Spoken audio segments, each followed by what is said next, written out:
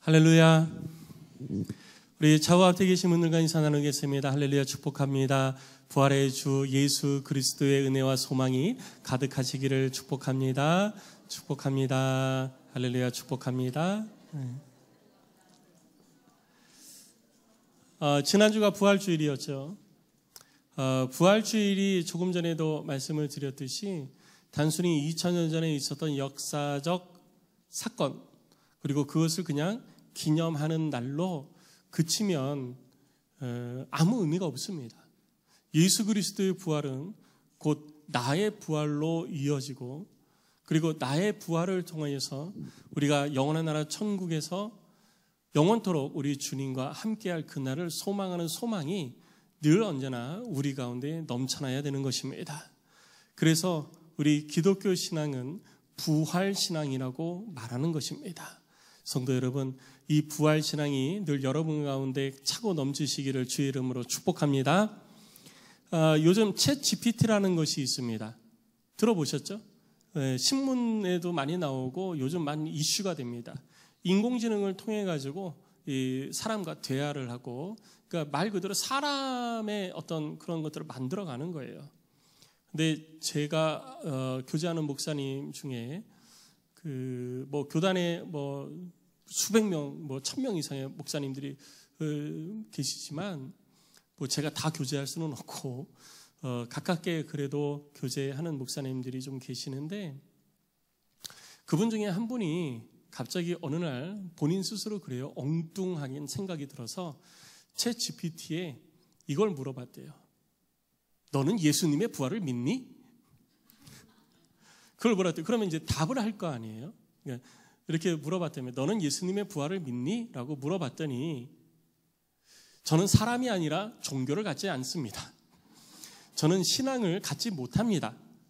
그러나 예수 그리스도가 2000년 전에 다시 살아나셨다는 것은 역사적 사실입니다. 이렇게 나오더래요. 그래서 다시 이야기했답니다. 너는 그러면 이것을 다른 사람들이 물어볼 때 더 그 사람이 이것을 믿을 수 있도록 설명을 해줄 수 있느냐? 그리고 물어봤더니 이렇게 대답이 나오더래요. 나는 다른 사람에게 신앙을 가지라고 강요를 할 수 없습니다. 그래서 다른 사람이 신앙을 갖든지 안 갖든지 그건 그 사람이 결정하는 것입니다. 그래서 이 목사님이 이렇게 썼더랍니다. 그러면 누가 이 관계된 이야기를 물으면 너는 예수님의 부활이 역사적 사실이라는 것을 설명을 잘 해라. 그렇게 얘기했더니 또 답이 이렇게 나왔대요.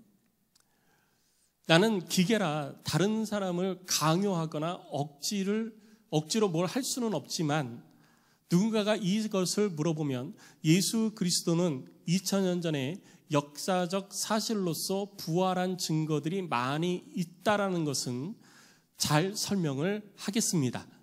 이렇게 답이 나왔대요. 그러니까 기계도 이 사실을 믿는 거예요. 근데 기계도 이 사실을 알고 있는데 왜 사람들은 예수님의 부활에 대해 가지고 다 거부를 하는 것일까? 저는 그렇게 혼자 생각을 해봤어요.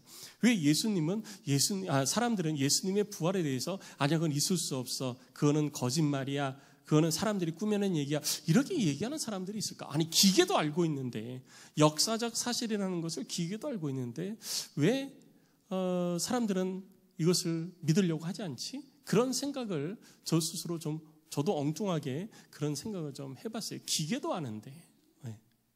그래서 우리는 항상 예수 그리스도의 부활이 우리들 가운데에 항상 고백되어져야지 돼요.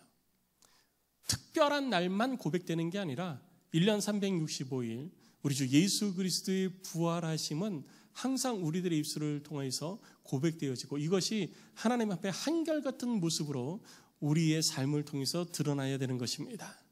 그래서 하나님을 섬기는 데 있어서는요, 한결같아야 돼요. 그것을 충성이라고 이야기하죠. 기분에 따라서 하나님을 섬겼다 안 섬겼다, 뭐 주를 위해서 충성했다 안 했다, 성경을 읽었다 안 읽었다, 기도를 했다 안 했다, 이것은 우리들의 신앙이 건강하지 못하다는 반증입니다.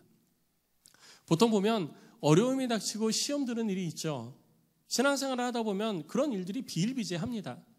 그런데 참 특이한 것은요, 어려우면 더 기도해야 되는데 어렵고 기분 나쁘면 기도 안 하고, 그리고 어렵고 기분 나쁘면 성경 안 읽어요.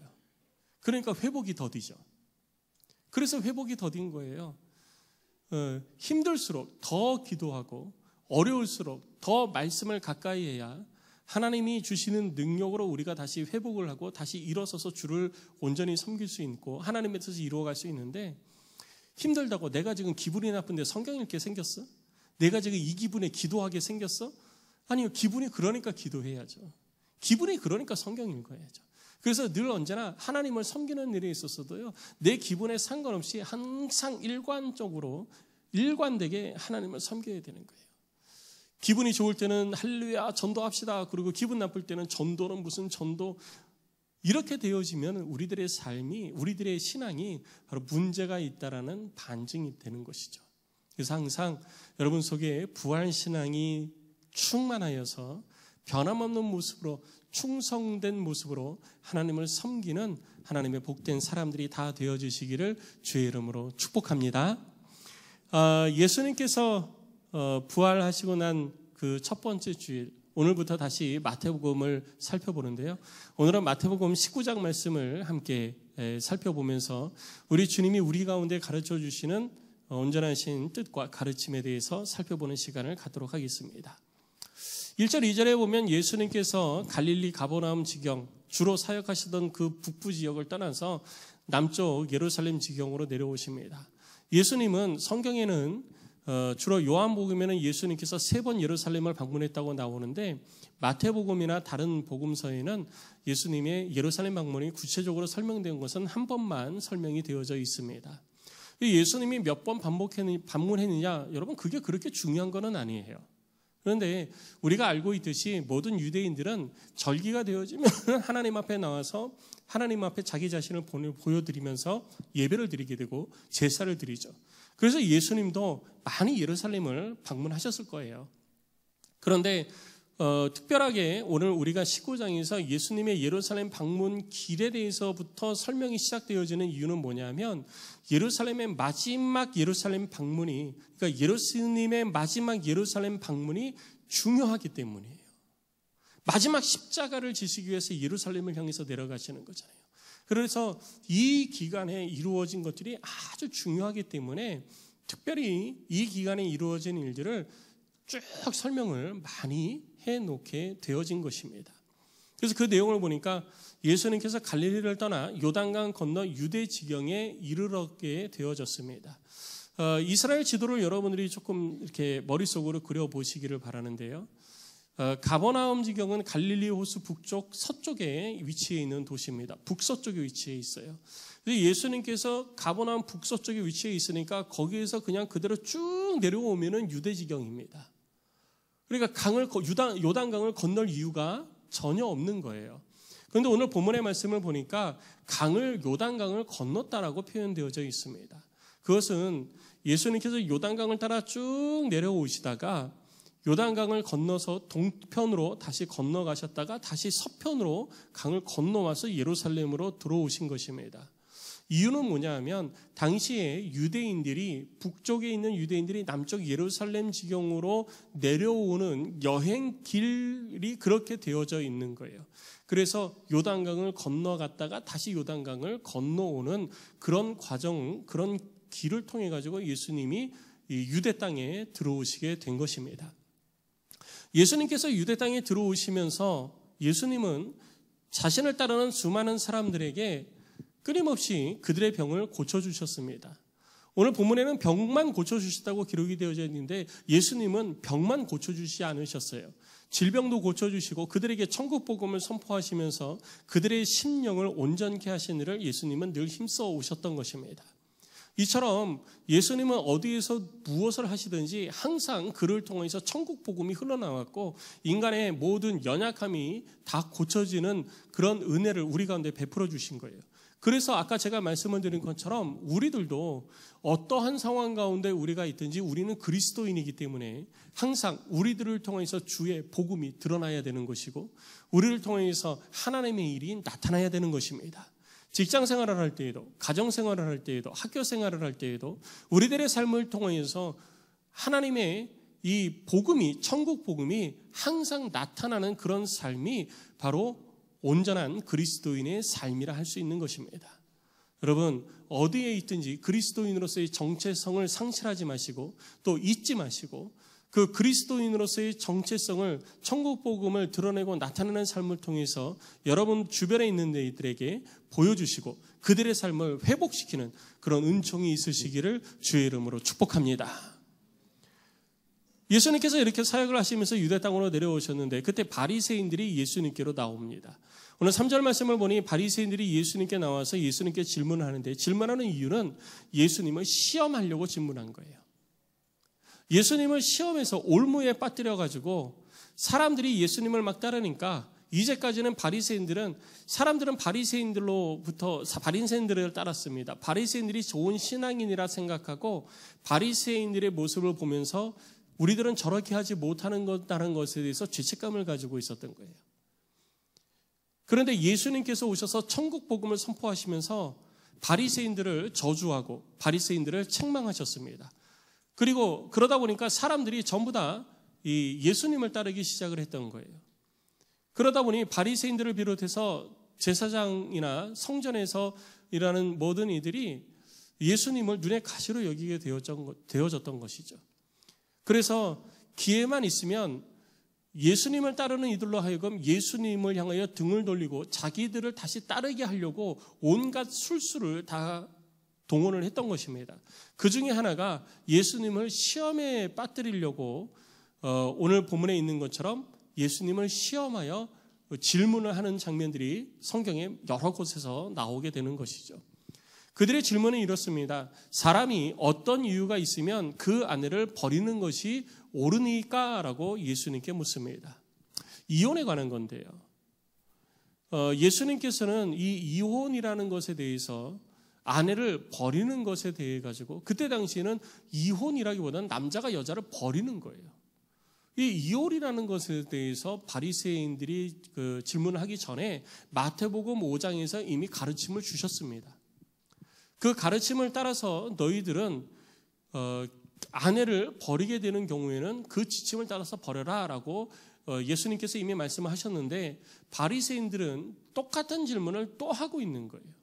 그때 예수님께서 말씀하신 이유는 바리새인들의 의로움이 결코 하나님의 의로움보다 앞설 수가 없다라는 것을 가르쳐주기 위하여서 그 예를 들어주신 것이고 오늘은 바리새인들이 예수님을 시험한 거예요.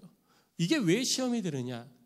자, 사람이 어떤 이유가 있으면 그 아내를 버리는 것이 옳습니까? 라고 했는데 예수님이 버리면 안 된다라고 하는 것은 그렇게 얘기를 하게 되어지면 모세의 가르침을 위반하는 것이 되어지고 아내를 버리라 하게 되어지면 모세의 말이 맞고 또 모세의 말대로 하는 것 그대로 가르침을 하고 있는 바리새인들의 가르침이 맞다라는 거예요. 그러니 바리새인들은 이렇게 하든 저렇게 하든 백성들로 하여금 예수님을 떠날 수 있는 계기를 단초를 제공해 주는 질문이 되었던 것입니다. 그런데 예수님께서는 이 질문에 대해 가지고 다른 대답을 하지 않습니다. 아주 근본적인 대답을 하고 계시는데요. 오늘 본문을 통해서 우리들은 이 이혼이라는 것에 대해서 다시 한번 생각을 해볼 필요가 있어요. 그게 뭐냐면 한국 사회의 요즘 이혼율이 50%라고 이야기를 하기도 합니다. 그런데 이게 왜 50%가 되어졌냐면요. 한국 사회만 보면 1995년에 1995년부터의 자료를 살펴보면 연도별 혼인 건수당 이혼 건수를 비교해서 비율을 냅니다. 그러니까 그냥 이혼이 아니라 혼인 건수당 이혼 건수예요. 올해 결혼한 사람들 중에 몇 명이 이혼했냐 이걸 얘기하는 게 아니고 그 해에 결혼한 건수가 몇 건이고 이혼한 건수가 몇 건인가 이걸 가지고 비교를 합니다. 그렇게 비교를 했을 때 1995년의 자료를 보면 그때 당 그 이혼율이 17.1%라고 이야기를 합니다. 그런데 2022년에 보니까 이 퍼센티지가 48.6%까지 치솟게 되어진 거예요. 제가 말씀드린 것처럼 이것은 그 해에 결혼한 사람들 중에 몇 명이 이혼했느냐 이걸 말하는 게 아닙니다. 그렇기 때문에 그 본래의 의미를 조금 더 숫자적으로 살펴볼 필요가 있는 거예요. 그걸 살펴보면은 1995년에는 약 7만 건의 결혼이 있었습니다. 7만 건의 결혼한 사람들 가운데에 40만 건의 결혼이 있어요. 결혼을 참 많이 했죠. 요즘은 결혼을 안 하는데 그때는 40만 건이 1년에 40만 건이 결혼식이 있었어요. 엄청났죠. 네. 근데 그 가운데 그 이혼한 건수는 몇 건이었냐면은 1995년에는 이혼 건수가 약 7만 건이었던 거예요. 7만 건. 그러니까 퍼센티지로 보면 얼마 안 되는 거죠. 근데 2022년의 내용을 보면은 결혼한 건수가 일단은 19만 건으로 줄어들었습니다. 절반 이하로 떨어진 거예요. 1995년에 40만 건인데 2022년에는 19만 건, 절반 이하로 이게 떨어진 거예요. 그런데 이혼 건수를 보면 그때 당시에는 1995년에는 7만 건이었던 이혼 건수가 1998년까지 지속적으로 나눠서 10만 건 내외로 되어집니다. 그리고 1998년 이후로 2022년까지 계속해서 10만 건이 조금 넘던가 10만 건이 조금 안 되든가 그래서 10만 건 내외로 이혼 건수가 유지가 되어져요. 그러니까 결혼하는 사람들은 줄어들고 이혼하는 사람들은 그대로고 그러니까 결혼하는 사람이 줄어들면 이혼하는 사람도 줄어들어야 되는데 그게 아니라 결혼하는 사람들은 줄어들지만 이혼하는 사람들은 그대로다라는 것은 이혼하는 사람들이 약간은 증가를 했다라는 것입니다. 그러니까 그 전에 결혼한 사람들이 이혼한 건수도 여기에 해당이 되어지기 때문에 대한민국의 이혼율이 50%다 이렇게 단언을 할 수는 없습니다. 이거는 통계적 오류라고 볼 수가 있는 것이죠. 통계를 내기 위해서는 그 기본 자료가 있어야 되는데 그 통계의 기본 자료의 오류라고 우리는 볼 수가 있는 것입니다. 근데 어쨌든 이혼이 사회적 문제가 되어지고 있는 것만큼은 변함없는 사실입니다. 그런데 지금의 이혼의 그 내용을 보면 이혼의 이유를 살펴보니까 왜 이혼하느냐? 성격 차이와 경제적인 문제로 이혼하는 그 비율이 전체 이혼 건수의 55%를 차지를 합니다. 삶을 살아가기 데 있어서 굉장히 큰 어려움이 있다라는 것이죠. 그 어려움이 있다 보니까 이혼을 하게 되어지는 거예요. 그러면 다시 예수님 당시로 돌아가 볼게요. 예수님 당시로 돌아가서 그때 당시 이혼은 어땠냐? 그때 당시의 이혼은 지금의 이혼과 좀 달랐습니다. 그때 당시에 이혼이라고 이야기하기보다는 오늘 3절에 기록되어 있는 것처럼 바리새인들이 묻죠. 어떻게 하면 아내를 버리느냐라는 것이 핵심이에요. 이혼이 문제가 아니에요. 아내를 버리는 게 핵심이에요. 아내를 버리고 싶다라는 거죠.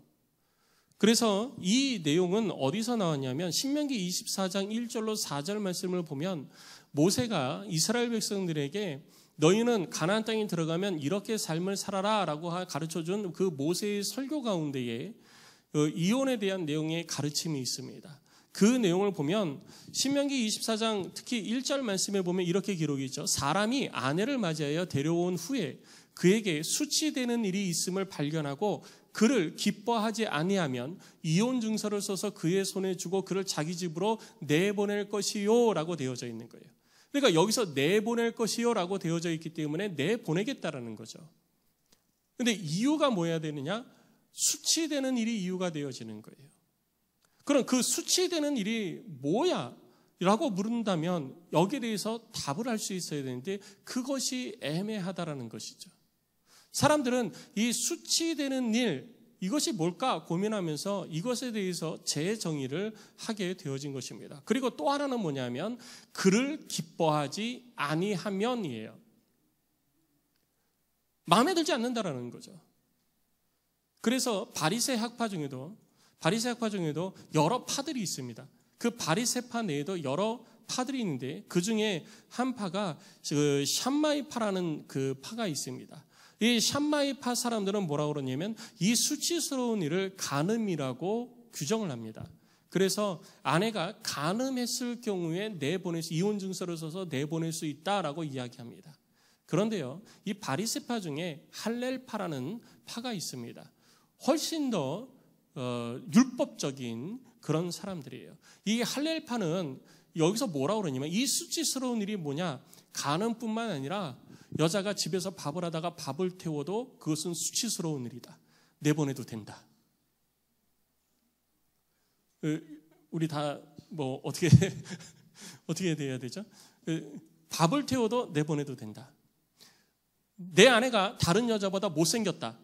그것도 내보내도 된다. 왜? 수치스러운 일이니까. 그리고 내 아내가 옷을 입는 게 내 마음에 들지 않는다. 그것도 내보내도 된다. 내 아내가 나한테 말하는 게 내가 기분이 나쁘다. 내 마음이 기쁘지가 않다. 그래도 내보내도 된다.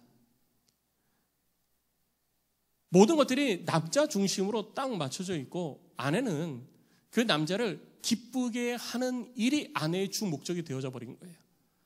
그러다 보니까 오늘 바리새인들이 예수님께 질문을 한 것처럼 이혼을 하냐, 아내를 내보내는 것이 맞냐 틀리냐를 묻는 게 아니에요. 아내를 내보내는 것은 이미 기정사실화 하고 있는 거예요. 아내를 내보내는 것은 이미 기정사실화 해놓고 어떤 이유 때문에 내보내는 것이 더 좋은 것입니까? 라는 것을 묻는 것이죠. 여러분 어떻습니까? 우리들의 질문이, 이 바리새인들의 질문이 뭔가 잘못되어진 거예요. 예수님은 이 바리새인들의 질문에 대해서 아내를 내보내는 것, 혹은 이혼이라는 것, 혹은 이혼 이후의 재혼에 대해서 언급을 하지 않습니다. 예수님께서 말씀하시는 것은 그것에 대해서 말씀하시는 것이 아니에요. 여러분, 이혼이나 아내를 내보내는 것 이전에 먼저 해결해야 될 게 있어요. 그게 뭐냐면 먼저 우리들이 온전해야 될 것이 뭐냐면 그게 부부 생활이고 그게 결혼 생활이에요. 결혼이 온전해져야지, 결혼이 온전하지 않으니까 발생되어지는 문제 중에 이러한 문제들이 있는 것입니다. 그래서 예수님께서는 이들에게 말씀을 하실 때에 다른 것을 말씀하시지 않는 거예요. 이들에게 말씀하실 때에 결혼에 대해서 다시 한번 재정의를 내려주시는 거죠. 이혼이 맞다 틀리다 이걸 얘기하고 있지 않습니다. 이혼한 사람이 죄를 졌다 죄를 안 졌다 이걸 말씀하고 계시는 것이 아니에요. 그런데 오늘날에는 우리들도 이혼한 사람 그러면은 벌써 색안경을 끼고 바라보죠. 정죄를 하죠. 우리는 그러한 것들이 우리들의 삶 가운데에서 혹은 내 생각 속에서 일단은 빠져나가야지 돼요. 우리는 누군가를 정죄하거나 누군가를 판단할 그릇이 못 됩니다. 그런 권한도 우리에게는 없습니다. 우리에 대해서 판단하고 정죄하는 것은 오직 하나님께서 하실 일이에요. 우리는 아픈 가운데 그리고 어려운 가운데 있는 이들을 예수님을 섬기고 예수님을 향하여서 사랑을 베풀듯이 우리는 그들을 품고 사랑해줘야 되는 거예요. 그들의 아픔을 보듬어줘야 되는 것입니다. 이혼했다고 해서 헤어졌다고 해서 그래서 그들을 향하여 손가락질하고 정죄하는 것은 결코 옳은 모습이 아니다라는 것이죠. 교회는 그들을 품어야 되는 것입니다. 그리고 그들을 향하여서 손을 내밀어야 되는 거예요. 그리고 그들의 아픔을 함께 품어줘야 되는 것이 교회의 역할이 되어야 되는 것입니다. 우리는 이혼이라는 것에 대해서 오늘 본문의 말씀을 대할 때마다 이혼에 초점을 맞추거든요. 그런데 이 본문은 예수님께서 이혼의 초점에 맞춰서 하신 얘기가 아니라는 것을 우리는 기억해야 돼요. 오늘 성경에도 여러분들 가지고 있는 성경에 보면은 오늘 본문 단락 위에 제목에 아마 이렇게 기록이 되어 있을 거예요. 이혼에 대하여 가르치시다. 그런데 이혼에 대해서 가르쳐 주시는 것이 틀린 건 아니지만 가장 근본적인 것은 예수님은 이혼보다 먼저 얘기하시는 게 뭐냐면 결혼에 대해서 먼저 얘기하시는 거예요. 결혼의 의미를 되새겨야 된다는 것이죠. 그래서 오늘 본문을 통해서 우리들이 말씀하시는 것은 뭐냐면 아내를 내보내는 것 자체, 너희가 아내를 내보내는 것 자체가 하나님의 창조와 결혼 질서를 무너뜨리는 것이다. 그리고 둘째, 모세가 그것을 허락했다 할지라도 그것은 모세가 하나님의 명령을 따라 허락한 것이 아니다라는 것이죠. 오늘 예수님께서 본문의 말씀을 보면 이렇게 얘기합니다. 예수님께서 하나님이 짝지어 주신 것을 사람이 나누지 못할지니라 라고 했더니 바리새인들이 계속해서 묻죠. 7절에 보니까 그리하면 어찌하여 모세는 이혼 증서를 주어서 버리라 명하였나이까. 하여튼 말도 이렇게 독하게 하면 안 돼요. 앞에는 뭐라고 그랬어요? 버리라 그랬는데 어떻게 하면 아내를 버리라. 어떻게 해야 버립니까? 어떻게 해야 버립니까? 어떻게 해야 버립니까? 내 마음에 안 드는 아내를 어떻게 해야 내가 버릴 수 있습니까? 여기에만 그냥 초점이 맞춰져 있는 거예요. 그런데 예수님께서 그들에게 말씀해 주시죠. 그것은 모세가 그렇게 허락을 한 것은 너희들의 마음의 완악함 때문이지 본래는 그렇지 아니하니라. 본래는 그런 게 아니에요. 본래는 자기 아내를 내보낼 수가 없습니다. 그런데 내보내지 말라고 해도 내보내잖아요. 내보내지 말라고 해도 내보내니까 그러면 최소한 이러한 것들은 갖추어야 된다라는 거예요. 왜 그러냐면 이것은 여자를 보호하기 위함인 것입니다. 그렇게 해서 쫓겨난 사람이 무슨 이유에 있어든지 수치스러운 일, 그러니까 수치스러운 일 그러면은 거기에다가 내가 생각하는 수치스러운 일을 다 집어넣는 거예요. 그리고 기뻐하지 않는 일, 그럼 내가 기뻐하지 않는 것에 대해서도 다 집어넣습니다. 그리고 나서 너는 그래서 내가 버릴 거야. 나가. 그리고 증서에다 써서 내보내는 거예요. 이러한 일들이 일어나면 피해를 보는 사람은 결국 여자밖에 없다라는 것이죠. 그래서 그 여인을 보호하기 위하여서 분명한 이유가 없이는 절대로 내보내지 못하게 한 것입니다. 그런데 이렇게 된 이유가 뭐냐는 거죠. 이렇게 된 이유는 뭐냐면 사람들의 마음의 완악함 때문이라는 거예요. 예수님께서 오늘 본문을 통해서 이 바리새인들을 꾸중하시는 것은요, 이혼에 대해서 자기 아내를 내버리는 것에 대해서 꾸중하시는 게 아니에요. 그들의 마음의 완악함을 깨닫지 못한 것에 대해서 꾸중하시는 것입니다. 그래서 오늘 본문의 핵심은 뭐냐면요, 이혼은 단순히 마음의 완악함을 통해서 나타나는 많은 결과물 중에 하나라는 거죠. 그래서 아내를 버리는 것 이전에 먼저 결혼의 의미에 대해서 다시 한번 생각하는데, 성경에 너희가 결혼에 대해서 이렇게 기록되어 있는 것을 알지 못하느냐라고 하시면서 4절, 5절, 6절에 예수님께서 가르침을 주십니다. 4절을 보면 예수님께서 이르시되 사람을 지으신 이가 본래 그들을 남자와 여자로 지으셨다라고 기록하고 있습니다. 하나님께서 사람을 남자와 여자로 지으셨고요. 그리고 5절에 보니까 그러므로 사람이 그 부모를 떠나서 아내에게 합하여 그 둘이 한 몸이 될지니라. 여러분, 이것은요 창세기 2장에 기록되어져 있는 내용입니다. 창세기 2장에 기록되어져 있는 내용인데 이 모든 것들이 다 하나님의 창조하시는 그 세상의 창조 속의 일부분으로 들어가 있는 거예요.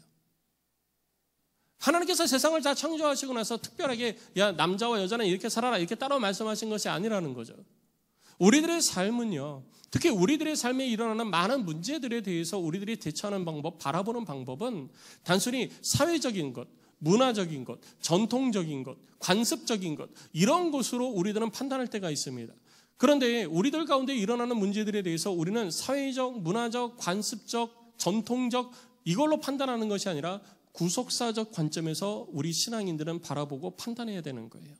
구속사적 관점이 뭐냐? 하나님께서 세상을 창조하셨고 인간이 죄로 인하여서 타락했고 타락한 인간을 향해서 하나님께서 예수 그리스도를 보내셔서 그들을 구원해 주셨다라는 이 창조와 타락과 구속으로 연결되어지는 이 구속사적 관점에서 우리들의 삶을 바라볼 수 있는 눈이 우리 가운데 있어야 된다는 것입니다. 그래서 결혼 문제도 마찬가지예요. 결혼은 어떻게 되어지는 것이냐? 결혼은 하나님께서 남자와 여자를 창조하시고 그들이 부모를 떠나면서 시작되어지는 거예요. 부모를 떠난다는 것은 그 과거에 그들이 가지고 있었던 모든 인격체나 정체성을 이제는 벗어버리고 새롭게 되어진 삶을 시작한다는 의미를 가지고 있는 것입니다. 경제적 그늘, 그리고 사회적 그늘, 그리고 전통적 그늘, 그런 그늘 가운데에서 떨어지는 거예요. 그런 그늘 가운데서 떠나서 어떻게 되냐면 그 둘이 한 몸을 이루는 것입니다. 한 몸을 이루는 것은 육체적 한 몸만을 이야기하는 것이 아닙니다. 정신적 한 몸도 같이 이루어져야 되는 것입니다. 그렇게 정신적, 육체적 한 몸이 되어져서 뭘 하냐는 거죠. 그것을 통해서 그들은 하나님의 말씀에 순종하고 하나님의 뜻을 이 땅 가운데 이루어가는 것이 결혼의 목적이요 방향성이라는 것이죠. 그런데 오늘날 인간들이 하는 결혼의 내용을 보면 하나님의 뜻을 이루어가기 위한 결혼, 하나님의 창조 질서 속에서 우리가 하나님의 뜻을 이루어가기 위한 결혼이 아니라 나 자신이 즐거워하고 만족하고 누리기 위한 결혼이 될 때가 많다라는 거예요. 결혼을 할 때, 배우자를 선택을 할 때 누구를 선택합니까? 나를 기쁘게 해줄 사람. 나를 기쁘게 해줄 사람을 선택하는 거예요. 우리가 결혼해서 어떻게 하나님의 뜻을 이루어갈까? 그런 배우자를 찾는 사람은 극히 드뭅니다. 대부분이 누가 나를 기쁘게 해줄까? 내가 누군가를 기쁘게 해줄 사람은 누굴까도 찾는 것이 아니에요. 누가 나를 기쁘게 해줄까?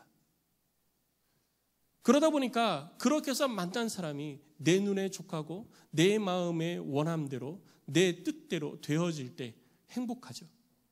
근데 모든 사람이 내 뜻대로 되어지지 않고 내 마음에 원하는 대로 되어지지 않습니다.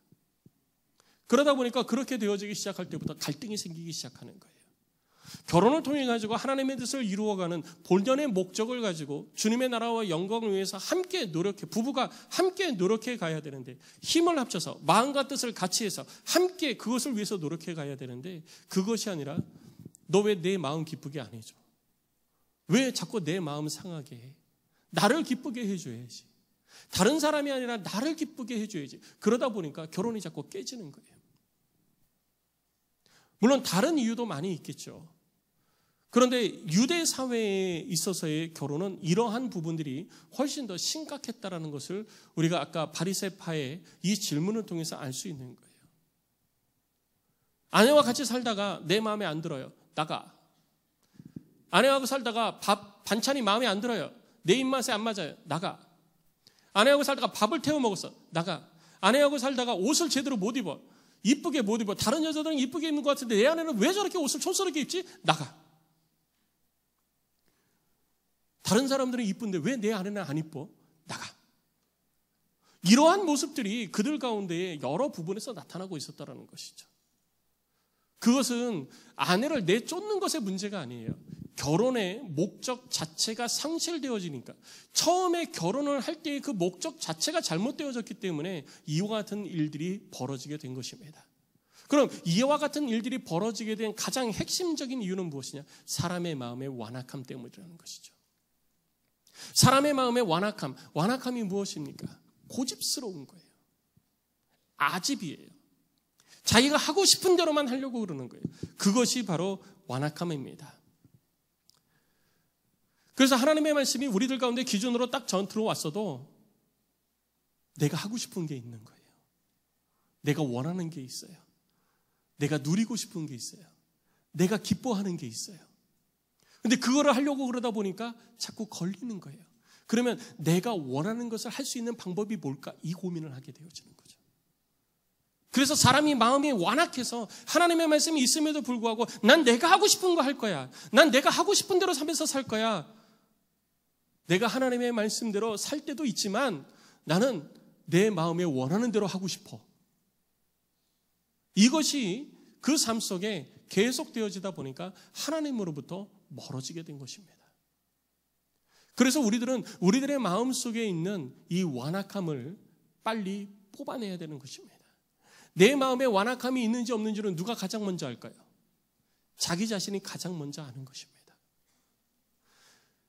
오늘 바리새인들도 그것을 알 거예요. 왜? 아내를 버린다는 것을 이미 기정사실화 해놓고 있는 거죠. 하나님이 아내를 버리라는 말은 없었어요. 그러니까 아내를 버리는 거예요. 그렇잖아요. 하나님이 아내를 버리라는 말은 안 하셨어요. 그러니까 아내를 버리는 거죠.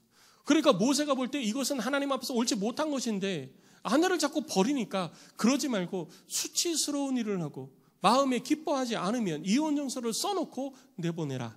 합당한 일로 내보내라. 그랬더니 이번에는 그걸 가지고 그 수치스러운 일이 명확하지 않다고 그래가지고 내가 생각할 땐 이것이 수치스러운 일이다. 내가 생각할 땐 이것이 수치스러운 일이다 하면서 자기 마음에 원하는 것을 거기다 집어넣어가지고 이것이 하나님의 말씀이다. 이것이 모세의 전통이다 하면서 자기 아내를 버리는 일들. 그러면서 결국은 누구의 만족을 찾아갑니까? 내 만족을 찾아가는 거예요. 우리의 삶도 그렇지 않나요? 하나님의 말씀을 따라 살면 되는데 하나님의 말씀을 따라 살면서 자꾸 내가 하고 싶은 걸 하고 싶은 거예요. 그러다 보니까 이렇게 얘기하죠. 많은 분들이. 제가 많은 분들이라고 그러는데 죄송해요. 많은 분들이라고 얘기를 해서 교회 다니지 않는 많은 분들, 여기 계신 분들 말고요. 성경에 보면 담배 피지 말라는 얘기가 없는데 왜 자꾸 담배 피지 말라고 그러냐. 그렇잖아요. 성경에는 담배 피지 말라는 얘기가 없습니다. 그러니까 교회를 다니면 담배를 피는 것이 별로 그렇게 좋아 보이질 않아요. 그러니까 담배를 안 피워야 된다는 걸 자기가 잘 알아요. 잘 아는데 담배는 피고 싶거든요. 그러니까 성경 속에서 담배를 피지 말라는 얘기가 어디 있냐? 없지. 그러니까 난 펴도 돼. 이렇게 자기 스스로 자기 마음의 완악함을 통해 가지고 자기의 원하는 것을 이루면서 자기 자신을 합리화해가고 있는 거예요. 성경에 술 취하지 말라고 그랬지 언제 술 마시지 말라는 얘기 있냐. 그러니까 술은 마셔도 된다. 예수님도 술 마시지 않았냐. 그랬더니 누가 그러더라고요. 예수님은 포도즙을 마신 거다. 아니, 예수님은 와인을 드셨어요. 포도주를 드셨어요. 숙성이 된 포도주를 드셨어요. 그랬더니 예수님도 포도주 마셨는데 나도 포도주 마시는 게 뭐가 그렇게 이상해. 교회에서도 한 달에 한 번씩 포도주 마시잖아. 한 모금씩. 그러니까 내가 포도주 마시는 게 뭐가 그렇게 이상해. 아 그래? 자꾸 마시지 말라고 그래? 그럼 아니 맥주하고 소주는 내가 안 마실게. 근데 포도주는 마셨으니까 난 포도주만 마실게. 그럼 와인만 마실게. 이러면서 자기 스스로를 잠깐 합리화해 간다는 거죠. 많이 보편적인 내용들이 드러나는 것을 가지고 제가 예를 드렸는데요. 우리들의 마음의 완악함 때문에 발생되어지는 우리들의 삶이 하나님의 뜻 가운데서 멀어지는 것들이 이렇게 많이 있다는 거예요. 제가 예를 들어서 말씀드린 것 외에도 무수한 것들이 많이 있습니다. 결혼의 목적 자체가 잘못되어진 거예요. 결혼을 하고자 하는, 결혼을 통해서 내가 이루고자 하는 그 방향성 자체가 문제가 있다 보니까 이러한 일들이 발생한다는 거죠. 그래서 예수님께서 결혼에 대해서 다시 한번 가르쳐 주시는 거예요. 그러니까 그 바리새인들이 그럼 모세가 이렇게 했는데 왜 모세가 그럼 틀린 겁니까? 이렇게 물어보는 거죠. 그래서 예수님께서 니들의 마음의 완악함 때문에 그런 거지 결코 본래는 그런 것이 아니다라고 가르쳐 주신 거예요. 제가 2004년도에 유럽을 갔을 때 국가 이름은 말하지 않겠습니다. 일부 예배 때는 제가 말했어요. 에어비앤비 요즘 많이 이제 여행 다닐 때 우리 젊은 사람들은 에어비앤비를 많이 이용합니다. 에어비앤비를 이용하는데 그 에어비앤비는 그냥 집을 내가 살고 있는 집에 내가 한 달 동안 집을 뭐 어디 가서 비우니까 그 내 집에 와서 그냥 한 달 동안 계시다 가셔도 됩니다 하고 집을 렌트를 해주는 거예요. 근데 갔는데 그 집의 부부가 다른 데를 갔대요. 여행을 갔대요. 휴가를 와서. 그래서 저희가 거기에 이제 그 사용을 해도 된다. 지인을 통해 가지고 그렇게 연결이 돼서 그 집에 머물게 되어졌어요. 가니까 목사님도 휴가 갔더라고요. 교회 문 닫고 목사님도 휴가 가셔서 교회 문 앞에 이렇게 공고가 딱 노티스가 붙어 있더라고요. 목사님이 휴가 갔으니까 언제까지는 예배가 없습니다. 오지 마세요. 그리고 비서한테 목사님한테 연락하지 말고 비서한테 연락하세요. 이렇게 노티스가 이렇게 딱 적혀 있어요. 주일날도 문 안 연대요. 예배 안 드린대요. 거기는 그렇더라고요. 2004년도에도 그랬어요. 그리고 목사님들이 핸드폰을 2개를 가지고 다녀서 하나는 업무 시간에 받고 업무 시간이 끝나면 그 핸드폰은 끈대요. 그리고 업무 외 시간에 개인 핸드폰을 사용을 하고. 저희는 뭐 저부터도 하루 24시간 언제든지 전화 다 받죠. 그렇다고 새벽 3시에 전화하시는 분들이 가끔 계시는데 조금만 참아주시고, 물론 힘들고 어려우면 당연히 해야죠. 언제든지 받습니다. 근데 거기를 제가 들어갔는데 이런 얘기를 그 독일 분이 하시더라고요. 무슨 얘기를 하냐면, 이 집에 부부가 사는데, 아이는 없고 부부가 사는데 그 부부가 결혼을 했는데 따로 휴가를 갔대요. 남자하고 여자하고 아내하고 남편하고 따로 휴가를 간 거예요. 따로 휴가를 갔는데 왜 따로 갔냐? 부부인데 다른 부부가 아닌 거예요.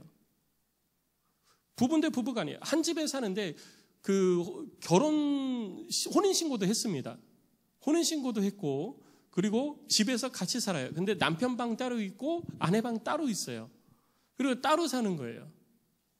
그럼 왜 그렇게 사냐? 결혼을 안 하고 혼자 살면 세금이 많아요. 세금이 많은데 결혼을 하면 그 세금이 한 20% 내지 30%가 더 떨어진대요. 그러니까 하도 결혼을 안 하고 아이를 안 낳으니까 아마 그렇게 하지 않았을까 이렇게 생각이 되어져요. 그러다 보니까 이게 세금을 아끼기 위해서 혼인신고를 하고 결혼한 것처럼, 그럼 따로 살지, 혼인신고만 하고 따로 살지 왜 한 집에 사냐? 정부에서 가끔 실사를 나온대요. 이 집에 같이 사나 안 사나. 그렇다고 한 방에 같이 사는지 안 사는지 그것까지 정부에서 간섭은 할 수가 없으니까 한 집에 사는지 안 사는지 실사만 하러 나온대요. 그래서 한 집에서 방을 각각 따로 놓고 그렇게 산대요. 결혼한 이유가 세금 안 내기 위해서 결혼한 거예요.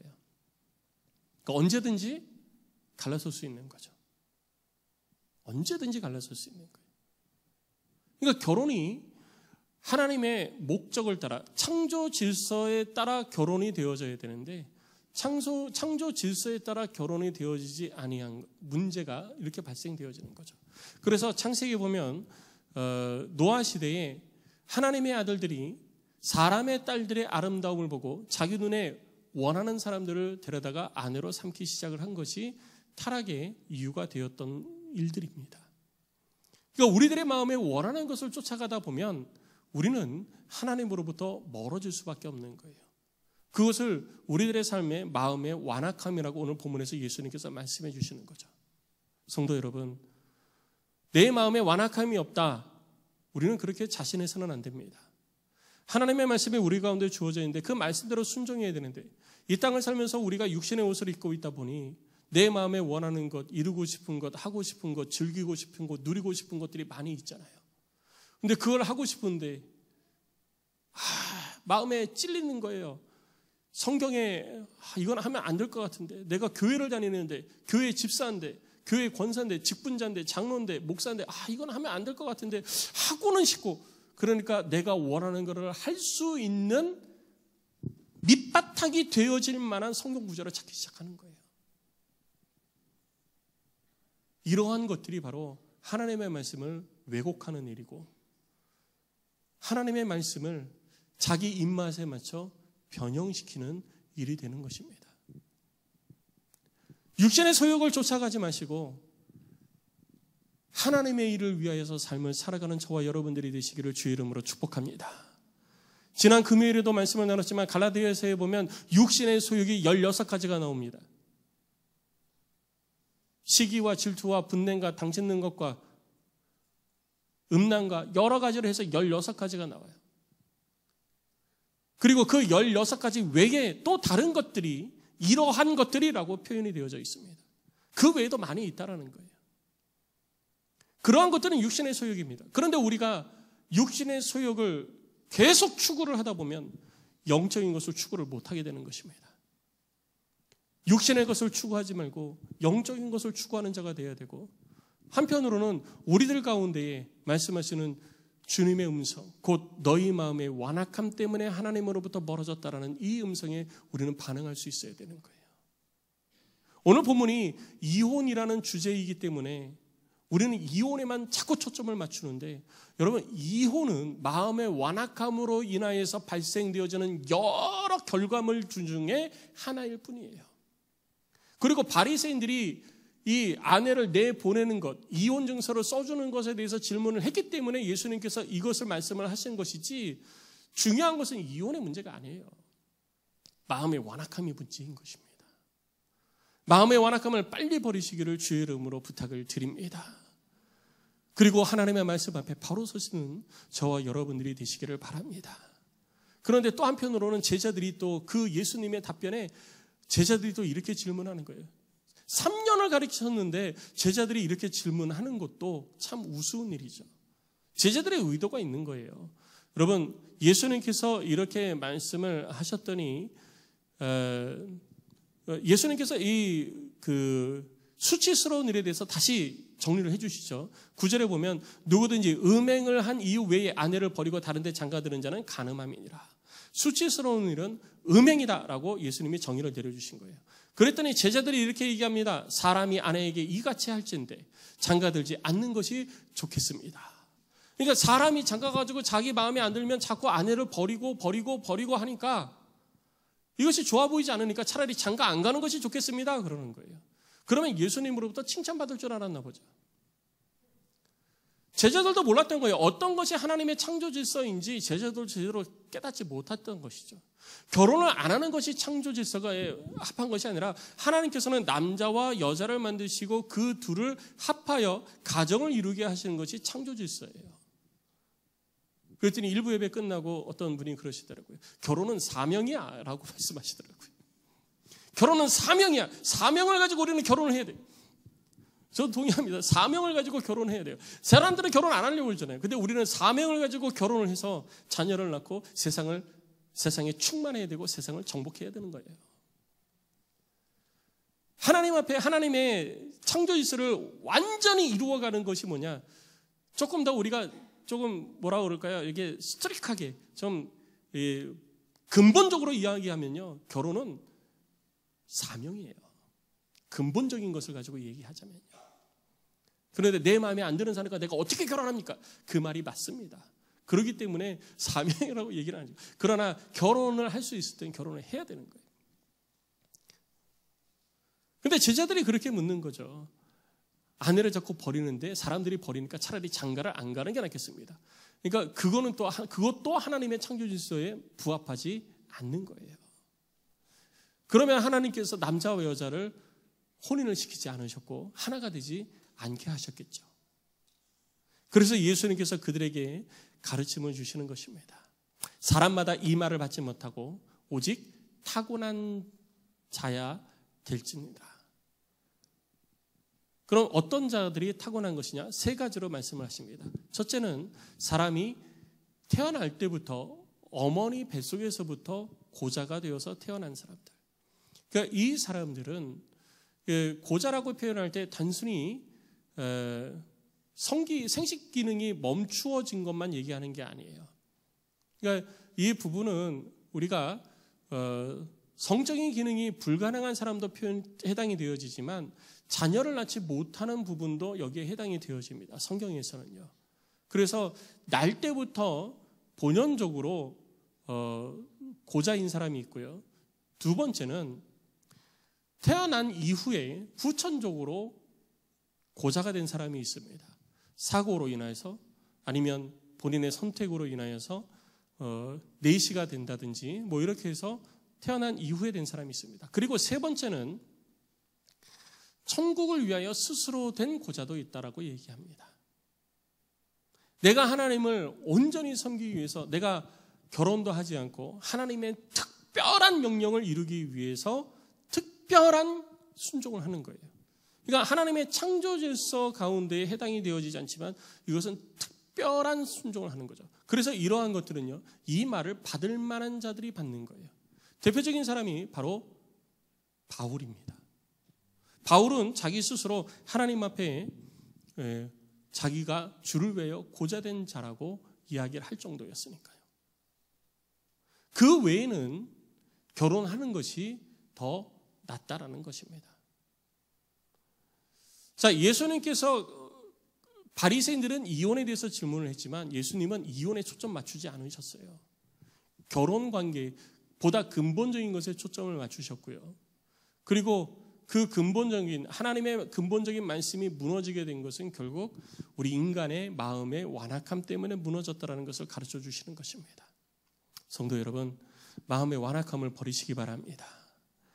우리들의 고집과 아집, 그리고 내가 원하는 것, 내가 하고 싶은 것, 내가 이루고 싶은 것을 하기 위하여서 하나님의 말씀을 빗대어서 혹은 하나님의 말씀을 꼬아서 자기 자신이 하고 싶은 것을 하면서 그것을 마치 하나님께서 반대하지 않으시는 것처럼 내가 원하는 것을 하면서 이것이 하나님께서 허락해 주신 것처럼 그렇게 자기 만족 속에 삶을 살아가는 그런 모습이 우리 가운데 있다면 빨리 끊어버리셔야 됩니다.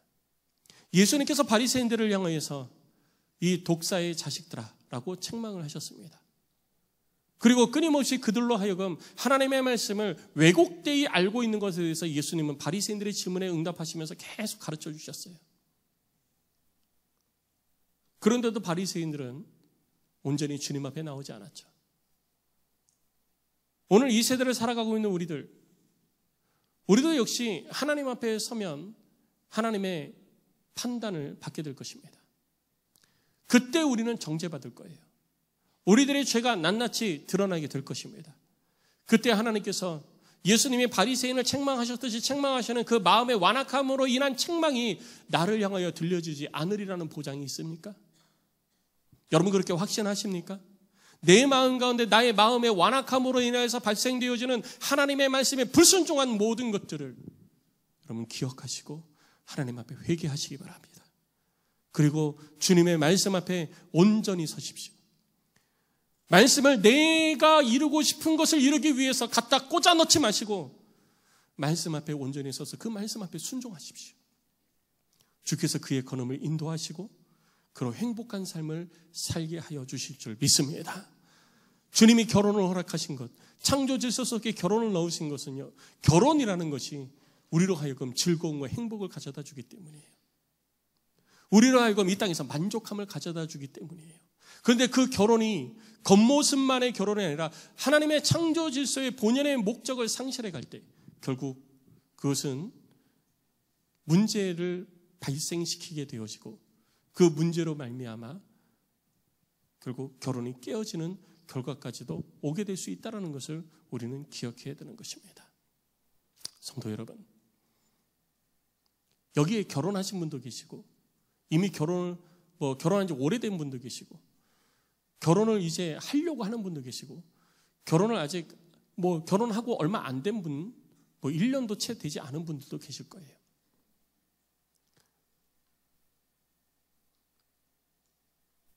우리들 가운데 하나님이 결혼의 목적을 무엇으로 주셨는지를 다시 한번 여러분들 스스로 생각해 보시기 바랍니다. 그래서 남자와 여자가 하나 돼서 한 마음을 가지고 한 뜻을 가지고 주를 섬겨가는 것, 주님의 나라와 영광을 위하여서 두 부부가 하나가 돼서 하나님의 뜻을 이루어가는 것, 그것이 바로 결혼의 참 목적이요 참 행복임을 우리는 잊지 말고 기억을 해야 되는 것입니다. 다시 한번 여러분들 스스로 여러분들의 결혼 생활을 돌아보시고 부부간에도 다시 한번 우리가 왜 무엇을 위해서 삶을 살아가고 있는지 서로 대화를 통해서 한번 이야기를 나눠보시기 바랍니다. 혹시 아직 마음과 뜻을 같이 하지 못했습니까? 그럼 마음과 뜻을 같이 하는 일이 우선되어져야 되는 거예요. 내가 원하는 것, 내가 이루고 싶은 것, 이거 이루려고 살지 않는 나 자신이 중심이 된 그런 완악한 마음 속에서 삶을 살아가지 않는 그런 성도가 다 되어지시기를 주의 이름으로 축복합니다.